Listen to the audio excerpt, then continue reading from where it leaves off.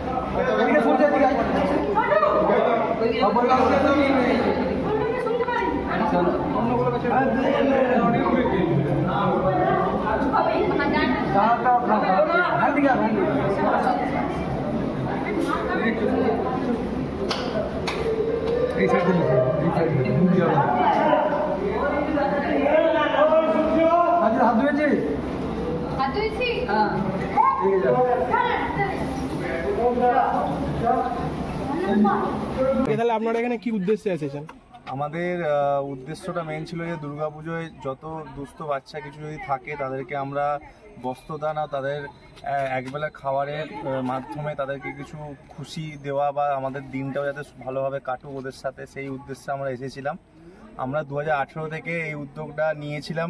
কিছু ঘাটালের লোকাল ছেলেরা মিলে, স্টুডেন্ট যারা আমাদের নিজের বন্ধু বান্ধব বা ফ্রেন্ডস অফ ফ্রেন্ডস এরকম মিলিয়ে, তো আমাদের উদ্দেশ্যটা ছিল একটাই 2018 সালে, যে আমরা এই কাজটা করছি যাতে আমাদেরকে দেখে আরও 5টা ছেলেরা ইউনিটি বাঁধিয়ে আরও কাজটা এগিয়ে নিয়ে যাক। সেই উদ্দেশ্যটা আমরা এখন দেখতে পাচ্ছি সেটা সত্যি সাকসেসফুল। অনেকেই আজকে ঘাটালের লোকাল ছেলেরা অনেক জায়গাতে এরকম বস্ত্রদান করছে, বাচ্চাদের পাশে দাঁড়াচ্ছে। তো আমাদের ইন ফিউচার আমাদের গোলটা এটাই থাকবে যে এই জিনিসটা এটা আমরা করছি এখন, আজকে যদি আমরা 50টা 100টা বাচ্চাদেরকে দিচ্ছি, সেটা যাতে আমরা 1000টা বাচ্চাতে মাইলস্টোনটা আমরা পৌঁছাতে পারি।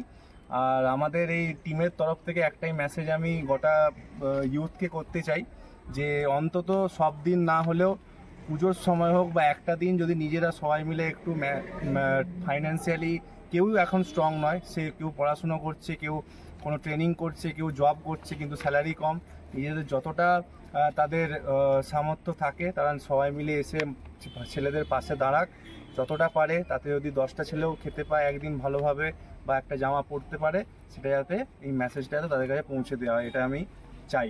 আমি এসওয়ার্ল্ডের টিম থেকে আমাদের সবাই মিলে এই কাজটা আরও এগিয়ে নিতে চাইছি।